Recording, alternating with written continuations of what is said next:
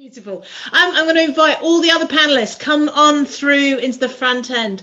Claire, thank you so much. What exactly was it the Ofsted people said? So they said it was the as a result part. As a result, there is a calm and orderly atmosphere in the school and on the playground. So even with all of that stuff going on, you know, there wouldn't be what some schools you find, like fights or scuffles, all of that sort of stuff, even though we've got so much going on. If I'm completely honest, the only time I ever have an issue at playtime is still around the football pitch. I think Michael would know that was all. That was just beautiful. We will have all of those videos available to view again on the Opal YouTube site, and Jamila will be putting that in the chat. Juliet, you've not been to one of these conferences before. Can I just ask your reflection on what you see and what you think the children are developing in that?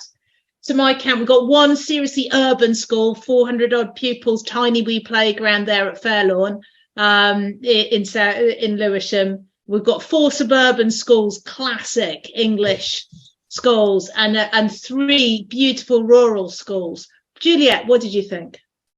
It was lovely to see the enthusiasm from both the children and the staff involved. I mean, the theme of this is the people make play. And I think that shines through from everything that we've seen, without a doubt. And it's just lovely to see. And for me, myself, I mean, you spend years and you don't actually think when I started out, 15, 16 years ago as a consultant, I never thought we'd be at this point.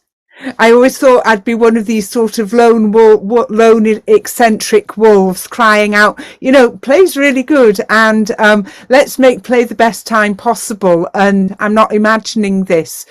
And I always felt like that. But it's lovely that Opal has got this clear system in place that really does support schools and an absolute track record here internationally. So it's phenomenal and fantastic to see. I've got a whole load of questions and not much time to do it because we had so much content there. There is a question about where do we get the big stuff, but I think people have answered that in the chat, and do come and talk to Opal if you want to know. There's also been a lot of questions about how do you do it in a playground that's really tiny with loads of kids. Go and look at our past conferences or talk to Fairlawn. I want to ask all of you, we've got a new education minister. I can't keep up with how many new ministers we've had. We've potentially got a new government coming in the future. What's the one thing you think the education government should be doing as the people who can help play change here in England? And Juliet, you can think about Scotland. But Fairlawn, can I come to you first as the urban school? Well, something that we would like to do in our school is to make the school available outside of school times. So something that we're trying to think about how we go on the next step. And I saw this in the national press the other day, was to become a play centre, because we feel that there are a number of our children who, when they leave the school, that's the only time they really get to play. So to try and open up the incredible ground that we've got and the resources that we've got outside of school. So, yeah. 24% of London's kids get to a green space less than once a month, get to an open space to play. Your school could be one of them. Government could definitely do something about that. Grange Primary. Hi there. Sorry we weren't here, but we kept getting ditched from the Zoom call. So I think that one of the biggest things is to protect it. So keep that playtime as protected and as a right, and a thing that we can't lose and that we've got to hold on to in schools. So keep as much playtime in our curriculum as a must is the thing that we need to do. Batfield, Tracy.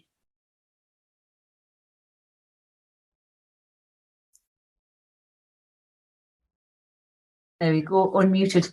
Yeah, I think I just agree with the last one, because, you know, they talk about extending our school day now.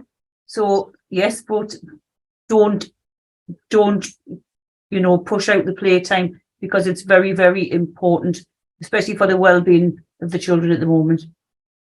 We're extending the school day, extend it by more playtime. Yeah. Great call, great call. Chris, Broadway. I think the government, if I'd want the government to allow risk and to encourage people not to be so scared about risk, because that is probably in Opal one of the biggest obstacles. Oh my word, they might fall and hurt themselves by climbing on a tyre or whatever it might be. And I think if the government could just allow it and take this health and safety nightmare away and just let children be children, I think that would massively help us as a school that's promoting Opal. I think the DfE needs to promote the guidance that they put out, the health and safety guidance. We'll put a link to that in the chat if we can, but the health and safety guidance that specifically says that people must plan for play and risks happen, and they should be doing this. It's like it's not that the government says you can't do it. The government isn't shouting loud enough about their own guidance that says you should be doing it. But really good point. Anthony. Yes, same kind of thing as everyone else, really. I think it's trying to get to ITT providers, isn't it, and giving them that information. So when those trainee teachers are coming through, they don't feel like they can't do something. And it's having that message of actually, let's get it for those young career teachers that are coming through, because they're probably the ones that are going to be the most scared about doing something that might not be in black and white on paper. So I think, yeah, if you can get into ITT providers and tell them, oh, do a play day as part of the course or something, or several of them, or just make it all play. That'd be better, wouldn't it? Yeah, just redo the curriculum. That easy. Adding in more play, once you can identify what's going on in there, more play for ITT. I'm going to go to Neil and Kate and Michael and end with Claire. I think that's everybody. Okay. Neil. Yeah. We just need to get people to come to see the schools. That'll convince them. We've had the Children's Commissioner's Office. We've had 3 MPs in the last 2 months. Ofsted, of course, see it and then sign us up for their own schools if they're a head teacher. And Sport England's been and seen it. We just need to get senior people at DfE to see it, and then they'll understand. Yeah. So schools, Opal schools are out there. Invite your MPs to come and see what you're doing, and then get them to take it back, basically, because there'll be a school out there in every constituency. Kate. I'd like to see more recognition that childhood for children is important right now and should be valued right now. That children are not just little entities that are about to become, that we need to kind of nudge on to become adults. That they have a right to a life right now and a childhood, and playtime is absolutely vital in that. In them just being present and having their own life and their right to a childhood and just being right now.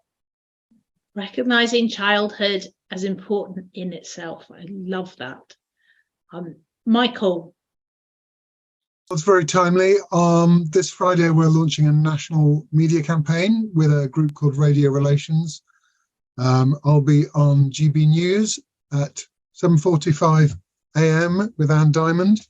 And the message is every school should have a plan for play. This is the single line that we are pushing to DfE, to Ofsted, because of the 20% figure and because the loss of childhood, play in childhood.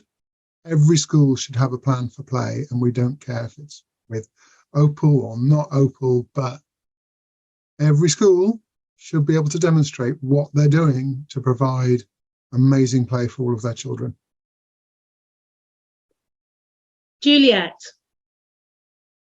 Well, coming from Scotland, I appreciate we're in a very different and very fortunate situation by comparison to England, without a doubt. But I think I'd just echo what other people have said. If you don't have a leadership that doesn't value play, your school's always going to be up against it. It's very difficult. So it's that there are things around that.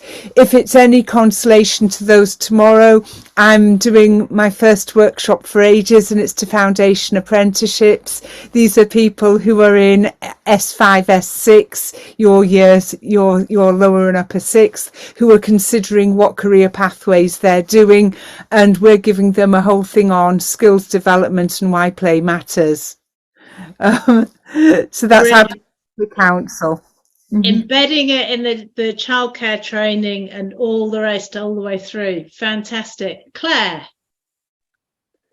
I'd agree with what everyone else was saying, but I would, as addition to that, I would like the EEF to do a piece of research into it. We all know that the research says it helps.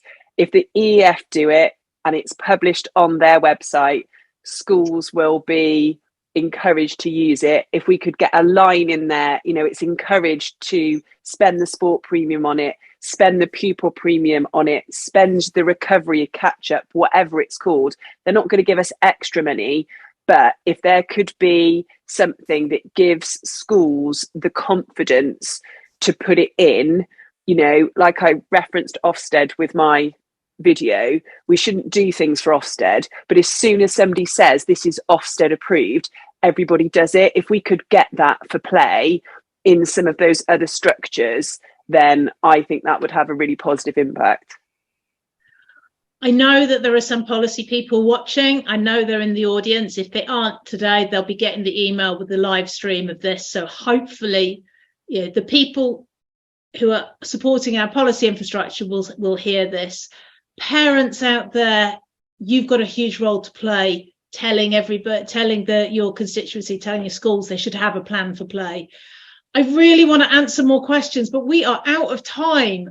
Next time, probably one school less.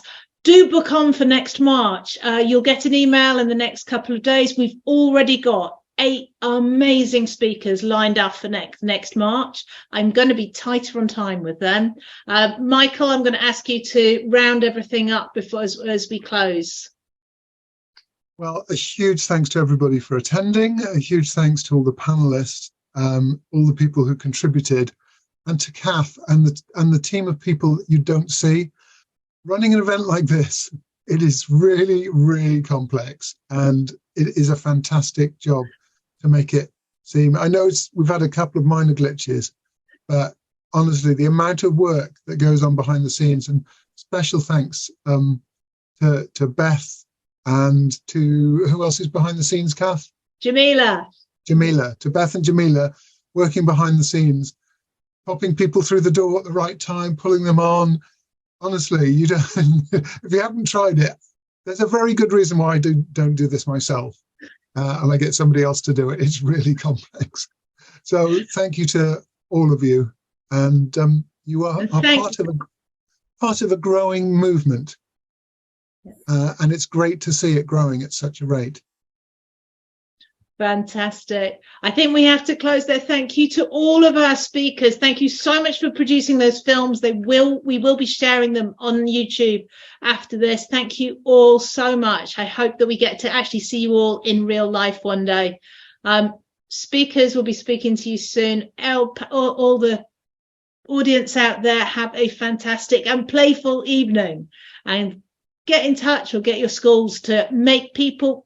You are the ones that make play happen. People make play. Thank you.